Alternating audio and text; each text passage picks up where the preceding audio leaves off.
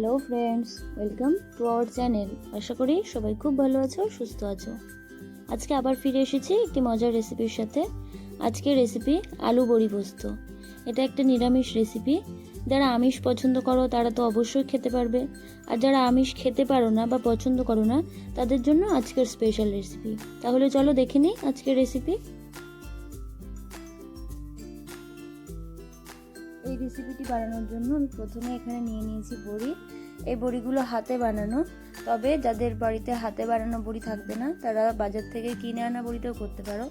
তবে হাতে বানানো বড়িতে এই রান্নার টেস্টটা আরও বেশি ভালো আসে। এবার আমি নিয়ে নিয়েছি আলু, এখানে ডুমো করে কেটে রাখা আলু নিয়ে নিয়েছি। এবার আলুগুলো সিদ্ধ করার পালা। আলুগুলো সিদ্ধ করার জন্য আমি ওভেনে বসিয়ে দিয়েছি একটা কড়াইয়ের মধ্যে জল দিয়ে আমি আলুগুলো দিয়ে দেব এবং অল্প করে লবণ দিয়ে ঢাকা দিয়ে আলুগুলো সিদ্ধ করে নেব।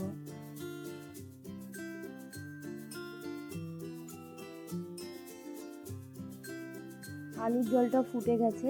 আমি এই অবস্থায় গ্যাসের ফ্লেমটাকে অফ করে আলুগুলো গ্যাস থেকে নামিয়ে নিয়ে জল ঝরিয়ে রেখে দেব। এর থেকে বেশি সিদ্ধ করার দরকার হবে না, কারণ আলুগুলো আবার আমরা ভালোভাবে একটু কুক করব।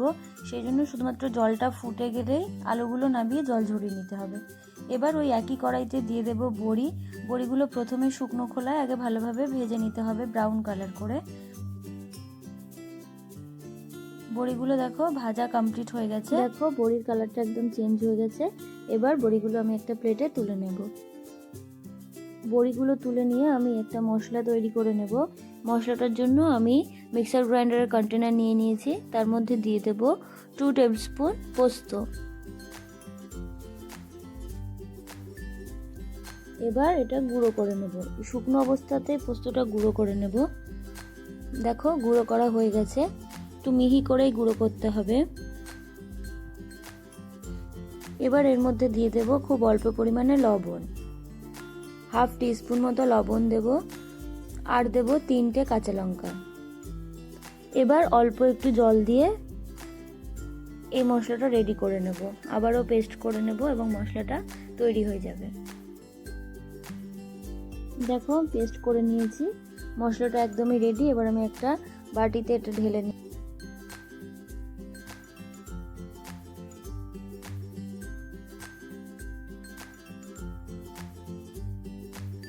এখন ওভেনে একটি কড়াই বসিয়ে দিয়েছি। এবার এই কড়াইয়ের মধ্যে দিয়ে দেব তেল। তেলটা একটু গরম হয়ে গেলে এর মধ্যে দিয়ে দেব আগে থেকে শুকনো খোলায় ভেজে রাখা বড়িগুলো দিয়ে আবারও ব্রাউন কালার করে ভালোভাবে ভেজে নেব। দেখো বড়ির কালারটা একদমই চেঞ্জ হয়ে গেছে আর আগের থেকে দেখতে কতটা সুন্দর হয়েছে। এবার গ্যাসের ফ্লেমটাকে অফ করে আমি এই ভাজা বড়িগুলো একটা প্লেটে তুলে নেব। বড়িগুলো তুলে নিয়েছি, দেখো কালারটা কতটা সুন্দর এসছে। এবার ওই একই কড়াইতে আবারও একটু তেল দিয়ে দেব। এবার এই তেলটা আবারও একটু গরম হয়ে এসেছে। এবার দিয়ে দিচ্ছি সিদ্ধ করে রাখা আলুগুলো দিয়ে আবারও একটু ব্রাউন কালার করে ভেজে নেব। দেখো আলুগুলো ভাজা হয়ে গেছে। এবার আলুগুলো আমি একটা প্লেটে তুলে নেব। এবার ওই আলু ভাজার তেলের মধ্যে আরও খানিকটা তেল অ্যাড করব এবং তেলটা একটু ভালোভাবে গরম হতে আমি এর মধ্যে দিয়ে দেব জিরে। আমি এখানে গোটা জিরে ইউজ করলাম, আর এখানে কালো জিরে ইউজ করা যেত, তবে আমার কাছে কালো জিরেটা ছিল না, সেজন্য আমি কালো জিরেটা দিইনি। গোটা জিরে এবং শুকনো লঙ্কা ফোড়ন দেওয়ার পরে প্রথমেই দিয়ে দিলাম ভেজে রাখা আলু। যে আলুগুলো আমি ভেজেছিলাম সেগুলো আরও কিছুক্ষণ ধরে ব্রাউন কালার করে ভেজে নেব।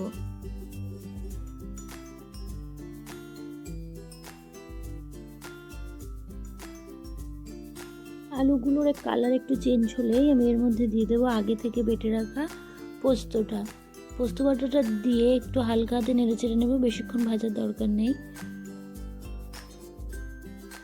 এখন গুঁড়ো মশলাগুলো আমি একে একে দিয়ে দেব। প্রথমে দিচ্ছি 1/2 টিস্পুন লবণ, এবার দেব 1/2 টিস্পুন হলুদ গুঁড়ো এবং 1/2 টিস্পুন জিরে মরিচ গুঁড়ো। সমস্ত গুঁড়ো মশলাগুলো দিয়ে আমি ভালোভাবে আবারও মশলার সঙ্গে আলুটা কষিয়ে নেব।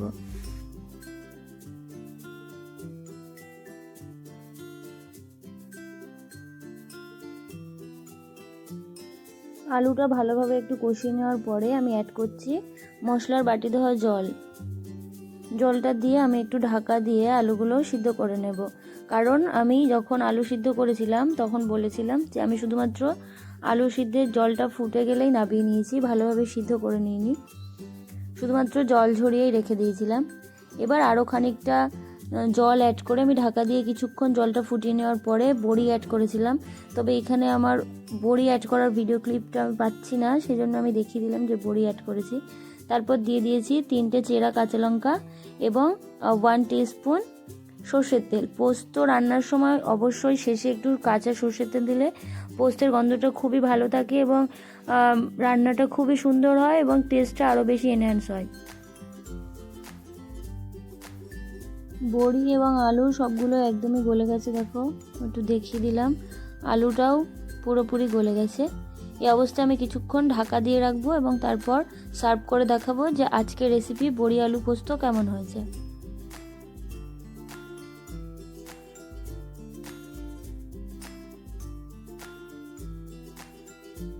তাহলে আজকের মতো এ পর্যন্তই, ফিরে আসবো অন্য আর একদিন অন্য কোনো নতুন রেসিপির সাথে। আজকের রেসিপিটি তোমাদের কেমন লাগলো অবশ্যই কমেন্ট বক্সে জানিও। আমার চ্যানেলে নতুন হলে চ্যানেলটি সাবস্ক্রাইব করে পাশে থেকো। আবার ফিরবো একটা মজার রেসিপির সাথে, ততক্ষণ পর্যন্ত স্টে হ্যাপি, টাটা।